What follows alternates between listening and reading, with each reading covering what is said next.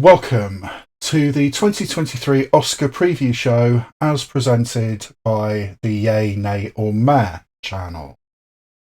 This is a series of videos where I will be analysing the above the line categories at the 2023 Oscars. Even though I've been podcasting and reviewing films for over a decade now, I still consider myself an enthusiastic amateur rather than an expert. I didn't go to film school, I don't really have the training in it. This is the reason why I only do the major categories, because I honestly don't think I can give a value judgment as to what the best editing is, what the best production design is. But I do believe I can give value judgments about the best acting, the best directing, the best writing, and the best film. So that is why I only do the major categories. And I analyse the Oscars in a slightly different way than most people, because I spend almost as much time discussing what I think should have been nominated rather than what was nominated, and only limiting myself to that. And as such, these videos and in past years audio podcasts do get rather long. So what I've decided to do is split these reviews up into separate videos, and there will be one video for each category, where I will be discussing what I think will win, what I think should win, whether there were any snubs, and if there were any snubs, whether I personally think they should actually have won the Oscar. And in a couple of places I've gone really left field with what I think should win the Oscar. So this is going to be a long process. I mean, at the time of recording, it's less than a week away from the actual Oscar ceremony. So I need to be efficient and I need to be fast. And as such, I'm going to be reusing a lot of the same videos. This introduction I'm recording now will be on each of these videos. I mean, I need to introduce each of the videos in case you come across them individually. So I may as well just record one introduction and use it in each of the videos. And if you watch more than one of these, you'll be seeing this a lot. And as such, there will be a time code in the comments to tell you when the actual content starts. And when I will be talking about the same film in different categories, I'll also be reusing that video as well. So you will be seeing some repeats, but again, you can check in the time codes. And with such a vast project, you need a starting point. In certain categories, there is a shortlist. In both the documentary feature and the international feature categories, the Academy publishes a 15-film long list. And in the animated feature category, they publish a list of eligible films. And this year, there were 27 eligible animated features. But other than those categories with a specific list, the starting point that I use is the lists that are published on goldderby.com, which is basically the industry standard for this kind of Oscar preview and prediction. So if a performance or a film was listed on the Gold Derby lists of Oscar potential, there was a chance, however remote, that a performance or a film did have a chance at the Oscars. And that is the list I will be using, with a couple of tweaks which will come up during some of these videos. So that is my starting point, and if it wasn't published on goldderby.com, it's not going to be under consideration. And this has already gone on for far too long, so let's get on with this categories analysis. Best Actress. Nominee.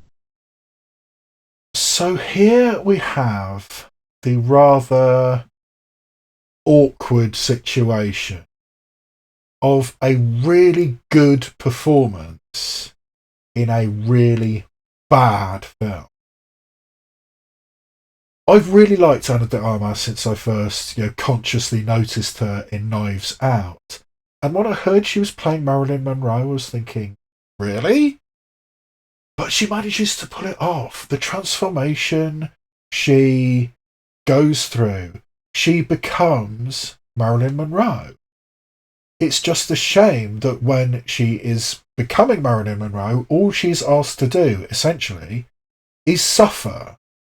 This is a torture movie. I mean, this is a woman who is ground down by the Hollywood system, ground down by the people around her, suffered, tortured, raped, suffers issues with childbirth, and it's just an unending grind of misery. And that's just not fun. That's not Marilyn Monroe. That's not the Marilyn Monroe we want. And it makes you think that I really, really wish that Ana de Armas played Marilyn Monroe in a different movie, because it's an excellent performance, it's a transformative performance, but it's essentially in the service of torture. I mean, Marilyn Monroe in Blonde suffers just as much as Robert Bresson's Donkey, which is a reference if you've watched all of these videos. But what she's asked to do, she does. She has the woman who is typecast because she is stunningly beautiful, but she really wants to become a serious actress, and she actually has the talent for it. She is somebody who desperately wants to be loved.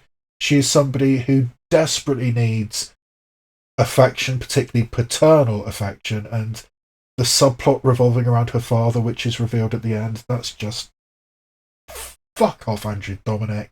And I suppose Joyce Carol Oates, who wrote the original novel. But there's so many issues with Blonde, but Ana de Armas is not one of them. She does everything she's asked to do very well. The woman desperate for love, the woman desperate for a child, the woman who's desperate to be taken seriously as an actress, and also the icon. She is good at playing the image, playing the figure of entertainment put on this pedestal only to be drawn back down. It's a very good performance in a very bad film. And yes, I have no real issues with Ana de Armas getting this Oscar nomination, but compared to some of the other women who didn't get nominated, I preferred them. So in a bad movie and only going on the performance of Ana de Armas and nothing else about Blonde, I think the performance is a yay.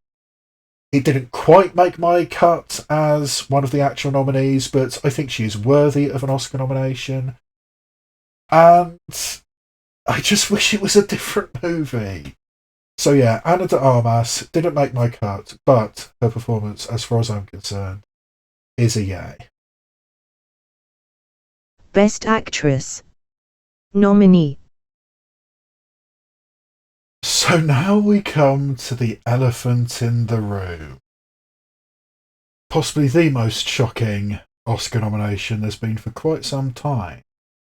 Andrea Riseborough in To Leslie.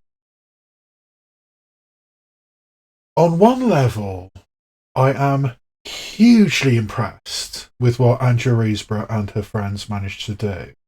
A genuine grassroots campaign that actually managed to make it all the way to the Oscars. It's the kind of thing that I wish had happened years ago. I mean, there's been so many deserving performances in very, very small films that just got overlooked because they didn't have the budget for the campaigning and the schmoozing that you need to do.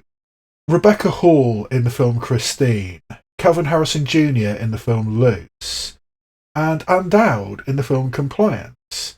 I mean, Anne Dowd, who has gone on to do great things since, was in this film Compliance and was getting a lot of buzz in the Independent Film Awards as a supporting actress for this film Compliance. But they just didn't have the budget for a proper publicity campaign. So in the days when you sent out DVD screeners to Academy members, And Dowd paid for that herself. She mounted her own Oscar campaign, and it didn't work. Up until this point, that's what you had to do. And Andrea Riseborough just completely changed the dynamic.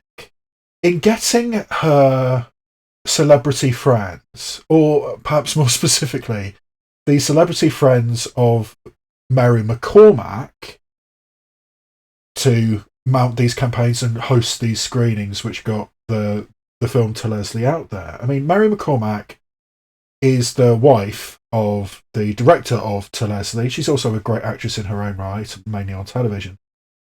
But she has a lot of friends. People like Lisa Kudrow, people like Edward Norton are friends of Mary McCormack.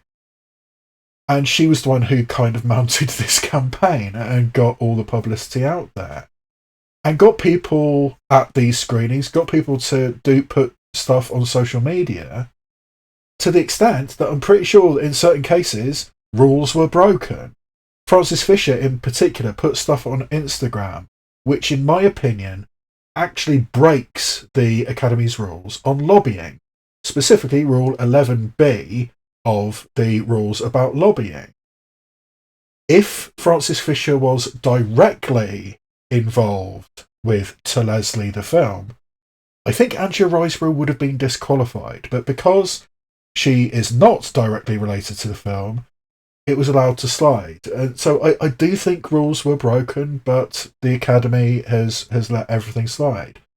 But I can absolutely guarantee that the rules on lobbying will be tightened up next year, and exactly the same thing won't happen again next year with another campaign like this.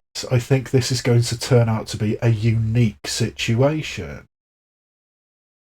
But it is still very, very impressive that Andrea Riseborough managed to do it. And I'm really, really pleased for Andrea Riseborough as an individual. I mean, she is an actress I have long admired. I mean, just in the calendar year of 2022 in the UK, she was in some really, really great films. She had 3 very good supporting roles in movies. She was Benedict Cumberbatch's sister in The Electoral Life of Lewis Wayne. She was Christian Bale's ex-wife in Amsterdam. She was also Matilda's mother in Matilda the Musical. And she also had a leading role in a film which was released at the beginning of 2022 called Here Before, which is a Northern Irish ghost story-ish. And she was very, very good in that. I mean, honestly, I think she was better in Here Before than she was in To Leslie. And also in the calendar year of 22 in the United States, she was in a film called Please Baby Please, which isn't out here in the UK yet, but looks fascinating. I mean, apparently it's a film with lots of leather boys and kink and music. That sounds fascinating. But, Andrea Riseborough, as well as being a great actress, is not afraid to do some weird stuff. I mean, she was in that Brandon Cronenberg film Possessor, which was odd. I mean, Brandon Cronenberg is so much weirder than his dad. And she was also in Mandy, which, I haven't seen. It didn't appeal to me. But from everything I know about Mandy, that's out there. So yeah, Andrea Riseborough is an odd actress, but she's a very good actress. And I am pleased for her personally that forever after she can say Andrea Riseborough, Oscar nominee, on her credits. That's great. I don't think this nomination should stand. I don't think it's good enough. I like Andrea Riseborough, and the film To Leslie is okay, but we've seen the type of movie before. At its core, I think that To Leslie is the type of triumph over adversity, up by your bootstraps film. It feels like a Lifetime movie. It feels like a TV movie about alcoholism. A woman who at the start of the film is well on her way towards rock bottom. And during the course of the film, she hits rock bottom and then tries to build herself up and tries to reconnect with her son, tries to possibly form a new relationship with a nice motel manager, Mark Maron. I mean, it's all stuff we've seen before. And don't get me wrong, Andrea Riseborough's performance is good. Actually, I don't think I've seen a better portrayal of a recovering alcoholic for quite some time. But we have seen the type of film before, so the fact that this is the film that managed to break that barrier, that managed to get a grassroots campaign for a very independent, very small-scale film which made no money, and suddenly it's an Oscar nominee, this is the film that managed it, that actually annoys me a little bit. But it's a good performance. I can understand why it's got the praise it did. I don't think it's Oscar-worthy. Much as I like Andrea Riseborough, and much as the film To Leslie is fine, when you consider some of the people who weren't nominated, including Danielle Deadwyler, this is not good enough. So, the film is okay. I think Andrea Riseborough's performance is a meh, verging on a yay, but it's not good enough, in my opinion, for an Oscar nomination, and I don't think that Andrea Riseborough deserved this nomination. Best Actress. Nominee. It's going to be a recurring comment in these series of videos that I just wasn't impressed with the Fabelmans. And particularly, I wasn't impressed with Michelle Williams. I mean, Michelle Williams is great. She's a phenomenal actress. But this is a role which I just don't think challenges Michelle Williams in any significant way. It's a pretty by-the-numbers performance. I mean, yes, there are hints of mental illness. There are hints of mid-century housewife despair. There are outright elements of, cheating on your husband. Okay, is there anything rich here? Is there anything to dig into here? Is there anything to get excited about here? I don't think there is. I just don't think that Michelle Williams is a strong enough role in this particular film to be worthy of an Oscar nomination. I mean, everybody was complaining about Andrea Riseborough, and rightly complaining about Andrea Riseborough when the black women got kicked off the ballot. But maybe more of a deal should have been made about Michelle Williams, because I just don't think this is a strong enough role, particularly compared to Danielle Deadwyler. I think it's a situation where Steven Spielberg puts out a movie and you just tick the box, oh yeah, let's just vote for the Steven Spielberg movie. I think that might be part of what's happened here. But Michelle Williams just isn't strong enough. I mean, it's fine. But Oscar nomination? Nah. This is another Fabelmans nomination that I'm going to knock off the ballot. So yeah, the performance of Michelle Williams is fine. It's a meh. And I just don't think it deserved this Oscar nomination. Best Actress. Nominee. Michelle Yeoh is awesome. She managed to completely redefine what a kick-ass woman was, all throughout the 80s and 90s in Hong Kong cinema and martial arts cinema, and then eventually broke out into the mainstream, at least in the Western mainstream, with Crouching Tiger, Hidden Dragon, and since then has not only done the kick-ass martial arts stuff, but also done some really good acting as well. I mean, she was in a not great movie called Boss Level starring Frank Grillo recently, but she was great in it. And also Shang-Chi in The Legend of the Ten Rings. I mean, still doing some martial arts stuff even a couple of years ago. I mean, was it her? Was it a body double? Who knows? But she's still there. She's still active. And she can also act. She was great in Crazy Rich Asians as the disapproving mother. The mahjong scene in Crazy Rich Asians. Michelle Yeoh just perfectly plays that. And now she's here combining everything together in Everything Everywhere All at Once. Playing this woman who nothing has gone right for. She's about to get divorced from her husband. She's estranged from her queer daughter. She's being audited by the IRS. Everything is going wrong.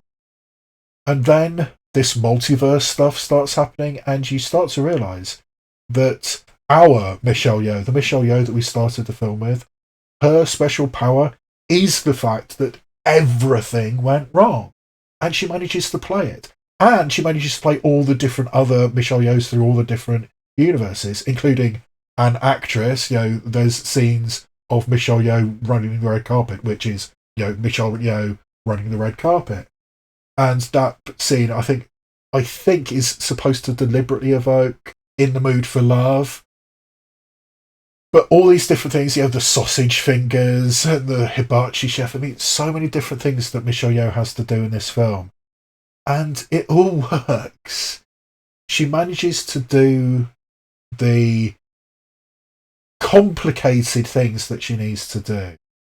She does some of the martial arts stuff, but fundamentally, as I've said in many of these videos, Everything Everywhere All at Once comes down to a mother-daughter relationship and trying to fix a mother-daughter relationship. And the interactions that Michelle Yeoh has with Stephanie Hsu is just really, really powerful stuff. So, yeah, Michelle Yeoh does everything in this film. And I'm so glad she got the Oscar nomination. I'm so glad she's a major contender to actually win the award. At this point, I do think it is a genuine toss-up between Michelle Yeoh and Cate Blanchett. I went the other way, but I could easily see Michelle Yeoh winning this. And if she does, she will thoroughly, thoroughly deserve it. Michelle Yeoh is awesome. Her performance in Everything Everywhere All at Once is a yay. I think she thoroughly deserves this Oscar nomination. And if she does win, which is very likely to happen, she will deserve it. I mean, this is a definite yay all around. Best Actress. Snubbed. Oh, Danielle Deadwyler. I don't think I've been so shocked on Oscar nomination announcement day since the first Lego movie didn't get an animated feature Oscar nomination. It was such a shock that Danielle Deadwyler didn't make it. And made all the more galling when somebody like Frances Fisher probably broke the rules. I mean, she specifically said, these 4 women are going to be nominated, including Danielle Deadwyler, so why not vote for Andrea Riseborough, my friend Andrea Riseborough? That's what she said, and that, in my opinion, breaks the rule. And then it didn't happen, because Armas managed to sneak in as well. So the result of this grassroots campaign by Andrea Riseborough and her friends is to exclude the black women from the Oscars. Danielle Deadwyler and Viola Davis. Now, personally speaking, I don't actually think Viola Davis deserved the Oscar for The Woman King. It certainly wouldn't be one of my nominees for Viola Davis. Great actress though she is, not that role. But Danielle Deadwyler, I do think, deserved it. And it's criminal that she didn't manage to do it. I mean, yes, the film Till is a pretty by-the-numbers biopic. Nothing really outstanding about the film itself, which is a little disappointing because I really liked Chinonye Chukwu's last film, Clemency.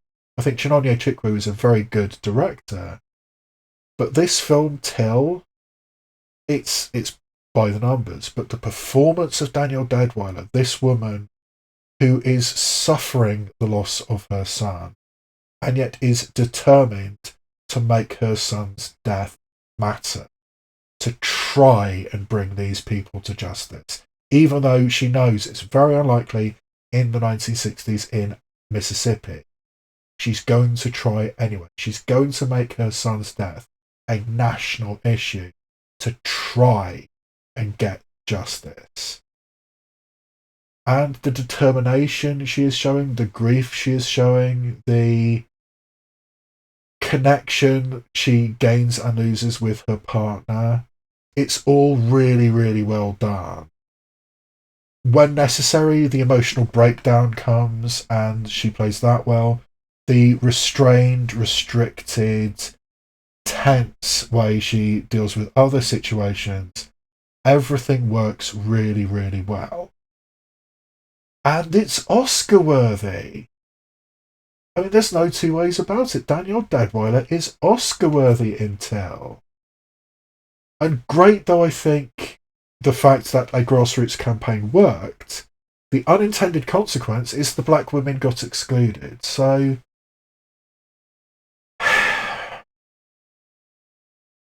it should have happened. Danielle Deadwyler's performance in Till is a yay, and it should have got Oscar nominated. Best Actress. Snubbed. The performance by an actress in a tiny independent film that everybody ended up paying attention to was Andrea Riseborough in To Leslie. The performance by an actress in a small independent film that everybody should have been paying attention to is Anna Kendrick in Alice Darling. This is a tiny Canadian film, which is actually directed by Mary Nye, who is Bill's daughter, which is kind of cool. But it tells the story of a young woman, Alice, played by Anna Kendrick, who is drawn away by her friends for a girls' weekend at a lake cabin to celebrate one of their birthdays. After being invited to go on this weekend away, Anna Kendrick feels the need to lie to her boyfriend about where she's going. On the car journey up, she is so anxious she has to stop the car and throw up. The very first thing we see at the start of the film is Anna Kendrick pulling and twirling her hair, which she does throughout the course of the film. And none of this is a red flag, is it? And over the course of the film, we see Anna Kendrick realise that she is in a coercive, controlling relationship. The things that her boyfriend expects of her, the things that he asks of her, the fact that he has been distancing her, making a conscious effort to distance her from her friends, and the friends clearly don't like him, but I don't think anybody, including Anna Kendrick herself, realises just how bad it is until this weekend in the cabin. And over the course of this weekend, all these people, I mean, these three women, Anna Kendrick, Yeoh, Horn, and Wunmi Masaku, all realise just how bad it is. And that little distance from the boyfriend is seemingly what Anna Kendrick needed to realise that something was wrong and to separate from this bad, toxic relationship. Anna Kendrick is very, very good at this, and she has been public about the fact that she is basing this performance on her own experiences. She has never publicly named the guy, but she's dropped enough clues and enough hints that online sleuths have figured out who it is. And I mean, I'm not going to name him, it's not worth it, but if you want to know, go to pajiba.com. And in fact, go to pajiba.com anyway. It's some really good feminist film writing on there. She is basing this performance on her own experiences. And it kind of shows, because Anna Kendrick puts in such a good performance. I mean, the level of Orwellian doublethink that this character has to go through in order to justify to herself that this is a good, stable relationship. She, on one level, realises that this is bad, this is toxic, this guy is constantly belittling me, he is constantly separating me from my friends. This is not good. But the other side of that, the doublethink side of that, is this is what love is. This is the relationship I'm in. He loves me. I love him. This is what love is. I need to be perfect in order for this love to survive. And the mental gymnastics that this character needs to go through in order to stay in this relationship, or try to at least, until the end.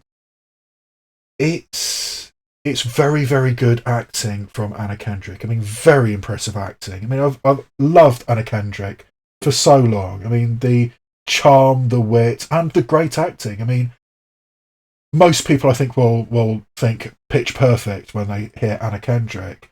I think Up in the Air. I think she was outstanding in Up in the Air, and many, many other things over the years as well. But yeah, this is an exceptional performance. So Anna Kendrick in Alice Darling is a yay, and I also think she deserved an Oscar nomination for Best Actress over Andrea Riseborough. The outsider, independent film that should have got all that attention is Anna Kendrick in Alice Darling, but it didn't happen. Obviously, Anna Kendrick doesn't have enough famous friends, but yes, Anna Kendrick is a yay, and she does deserve an Oscar nomination for Alice Darling. Best Actress. Snubbed. Corsage is a film which premiered at the 2022 Cannes Film Festival and got some attention when Vicky Krieps won the Best Actress in the Un Certain Regard section of the festival. And as such, it was not a surprise when Corsage made it all the way to the 15 film long list for International Feature Oscar, and Vicky Krieps had some buzz around her as Best Actress. And in my opinion, both of those nominations should have been made. I think Corsage is an excellent film, which tells a highly fictionalised story of the life of the Empress Cece of Austro-Hungary in the late 19th century. This is a woman who is just turned 40, has been renowned throughout Europe for her great beauty, her long red hair, but that's all she ever is. She's an image.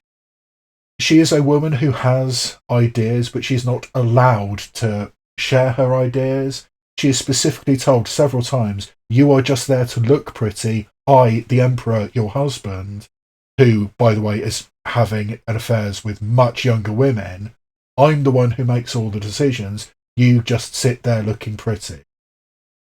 So this is a story about this very beautiful, very capable woman being absolutely stifled by expectations of royalty in the late 19th century. And this is absolutely Vicky Krieps' film. This is a brilliant portrayal of that kind of frustration and anger and despair. Quite apart from anything else, I think this is a really, really good portrayal of depression. This is a woman who is stifled by her circumstances, and it is severely affecting her mental health. And Vicky Krieps plays it exceptionally well. I mean, I've always been impressed with her ever since I first saw her in The Phantom Thread. I thought she was excellent in that. Everything else I've seen her in, she's been brilliant in. And this is an excellent performance. And I genuinely think it's Oscar-worthy in the Best Actress category. And the film itself, I mean, it was presented, I mean, the publicity said this was an extravagant and outlandish, a postmodern approach to this historical figure. And it's not really that. However, the end of this film is 100% not historically accurate. So writer-director Marie Kreutzer did change things around and made it a very different film by having this lack of emphasis towards the end of the film. So it is a little bit outlandish, outrageous, postmodern, but really I think this is an acting showcase for Vicky Krieps, who is excellent and I do think is Oscar-worthy. And I also think that Corsage should have got a nomination for in the Best International Feature category. So yes, for both of those categories, it's one of my personal nominees, and I do say that Corsage and the performance of Vicky Krieps are both yays. Best Actress. Will win. Should win. Cate Blanchett is definitely one of our greatest living performers, with 2 Oscars to her name. And I think a third one is coming. This year, it definitely seems to be a 50-50 coin flip between Cate Blanchett and Michelle Yeoh. I think, though I'm really not confident, that Cate Blanchett will win. And personally speaking, I think she should win. Much as I like the performance of Michelle Yeoh, and she is great in Everything Everywhere All at Once, my choice is Cate Blanchett for Tar. Her performance as this ego-driven genius who thinks she can get away with anything because she is a genius is so well portrayed. I mean, the mannered, controlled way with which she encounters the world, the way she speaks, the way she interacts with the people around her, everything is calculated, everything is controlled. And that even includes her wife, Nina Hoss. And Nina Hoss is very good in this. I'm giving her an honourable mention as best supporting actress.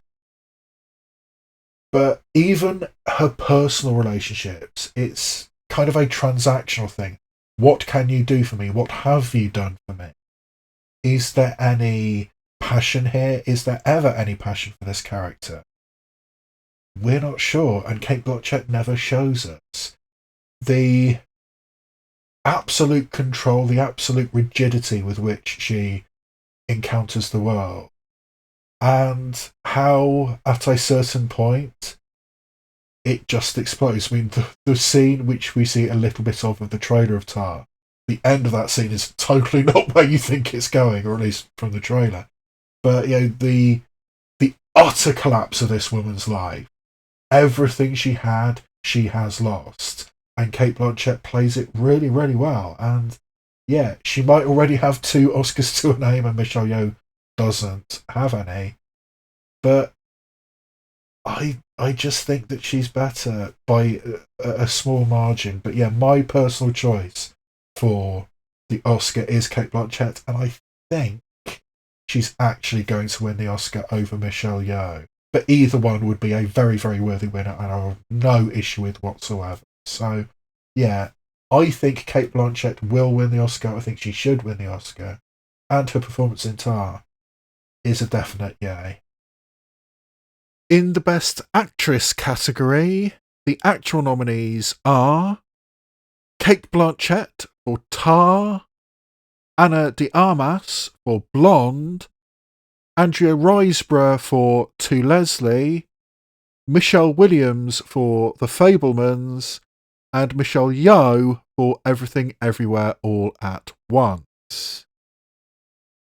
My personal list of nominees would be Cate Blanchett for Tar, Danielle Deadwyler for Till, Anna Kendrick for Alice Darling, Vicky Krieps for Corsage, and Michelle Yeoh for Everything Everywhere All at Once. Who I think will win this category is also who I think should win this category, and that's Cate Blanchett for Tar. I think Michelle Yeoh has a very, very strong chance of winning this. It does seem to be a toss-up, but my personal choice is Cate Blanchett, and I think she's going to win the actual Oscar.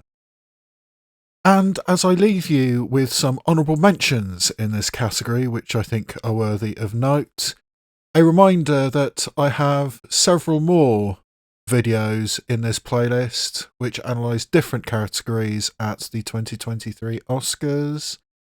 You can check those out if you desire, even though if you watch enough of them, you will have to skip some pieces of footage that I reused, including this closing statement.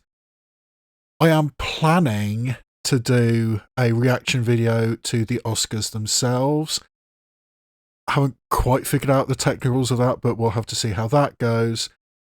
And if you appreciate the kinds of things that I'm doing, I have an audio podcast, and I have various other things on this channel that you might want to check out. So you can like, comment, subscribe if you wish. And basically, that's all I have for this particular video. So I'll see you next time, where I shine a light on cinema, both obvious and obscure.